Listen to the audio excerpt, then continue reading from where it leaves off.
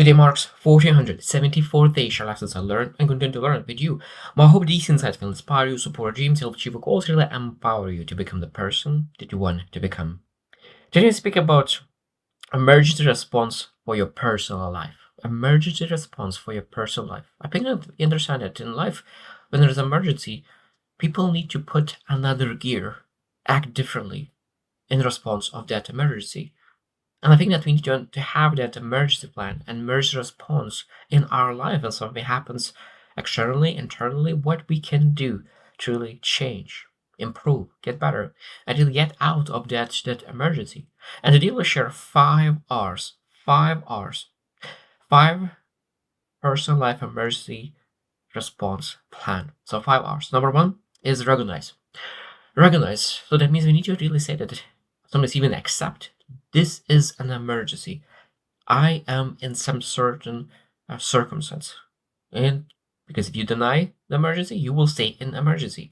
If you accept that this is your current specific present moment that you are in emergency, you will act differently. So that means that recognizing and have that awareness of what's exactly is happening, that's probably one of the most important parts because all other things doesn't matter if you do not think that you're in emergency. So number one is understand, okay, awareness about your current station and ask about like how do you feel? Do you feel anxiety? Do you feel irritable? Do you sleep well? Did you focus on your core priorities? All the questions that really builds awareness and understanding. Are you? Maybe you are in emergency right now.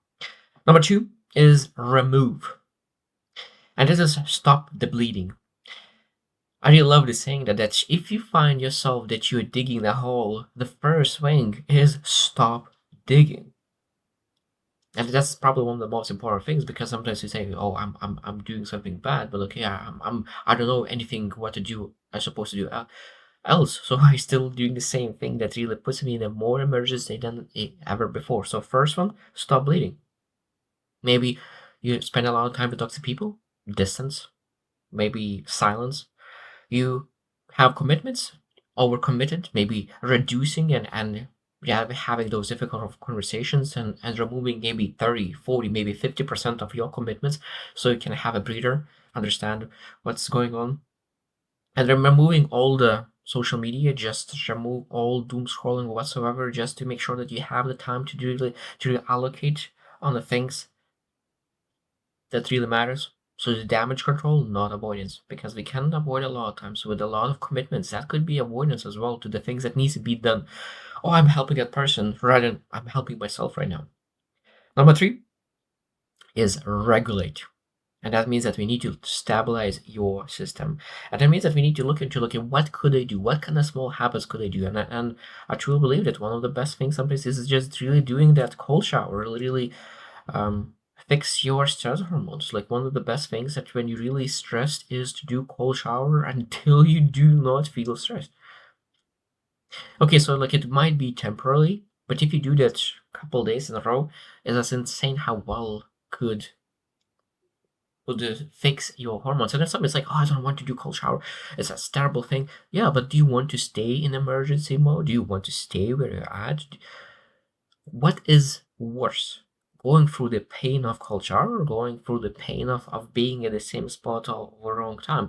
Now, I don't say that every single person needs to go that extreme, that cold shower, but maybe we can really go for 30 minutes walk outside and really don't feel guilty about that, to really go for a walk in the nature by yourself, maybe, and really spending time to reflect. Because I know that for people who are the grind, hustle mentality, sometimes just going for a walk feels painful. Painful. But we need to allow ourselves to do that because we need to regulate ourselves. When we regulate, stabilize ourselves, we be able to achieve amazing things. But if we out of balance internally, it will be very, very, very hard. And sometimes even just breathing is a first aid for emergency response. Number four is refocus. And this is extremely important because what still matters. Because I think that is one of the beautiful things is when you think about emotional response, is that be able to remove a lot of minor things. because we have a tendency to really major on minor things, but we need to remove those minor things that we can major on major things. So that refocus is what really matters.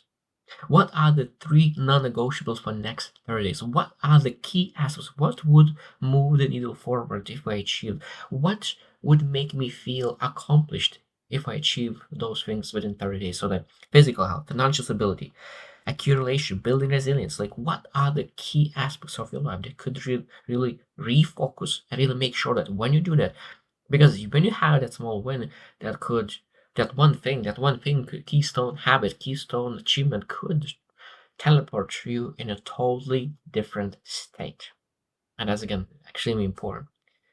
And number five, and the last R is rebuild. And that means upgrade your system. And it could be a lot of things. We can really upgrade the system is like relationships. What is it in relationships? Boundaries. What kind of boundaries do you have? What kind of routines do you have to make sure that nobody crosses your boundaries? Having ability to communicate your boundaries. So having boundaries is one thing, but having ability to communicate your boundaries is different, because some people just do not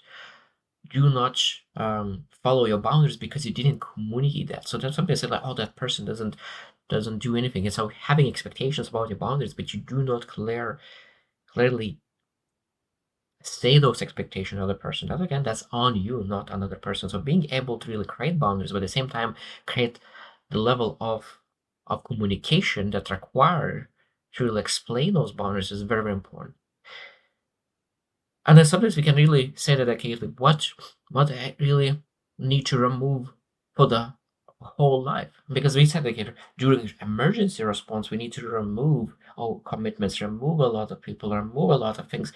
But when we upgrade and rebuild, it's like when I remove those things, to be honest, my life got even better, or didn't get nothing changed. So maybe the things that you removed was neutral, and maybe be able to remove neutral and add into your life something that is actually adding value to me, or maybe something that you removed instead of those really was draining my energy. And now we're able to remove draining activities and put on some activities that really elevates your energy. So we're able to really rebuild our values, re-understand ourselves, and really start making sure that we live based on the life, based on those values. Because when you live your life based on your values, based on your understanding of who you are and who you want to become, is it's harder to get in immersive mode. But if you get into immersive mode, those file are is extremely important. And in general, like when I said that that's Life 911 card is that when you breathe, move, sleep, hydrate, simplify, connect with one real human, at least those things for 48 hours, nothing else matters. When you take care of, I think that all other things will be able to take care of themselves as well, one way or another. So I hope that you reflect as well. Like, what did you do last time when you had some kind of emergency? Did you accept it? Did you deny it? Did you maybe you had an emergency? It's supposed to be for 1, 2 days, maybe a month, but it lasted for 6 months because you just didn't do the right things to really get out of that emergency as soon as possible. Maybe you were digging when you needed to really stop digging and really getting out of that hole. So I hope you reflect, and I hope that you be ready. And if something comes up in the future, you'll know exactly what to do. So I hope you choose to win, and see you tomorrow.